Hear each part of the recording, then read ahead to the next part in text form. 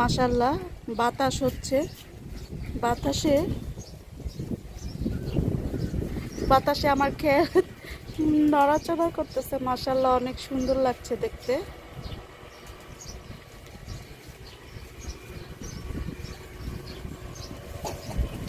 শাক তুলে ফেলেছি, তারপরে বাতাসটা আসতেছে।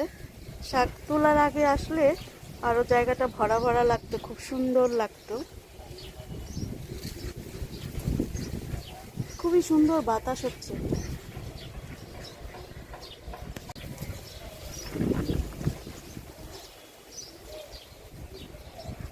শীত তো প্রায় শেষ, আজকে ফেব্রুয়ারির 1 তারিখ।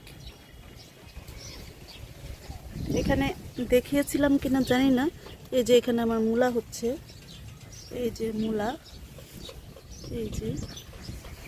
তো মূলা তুলবো আর কিছুদিন পরে।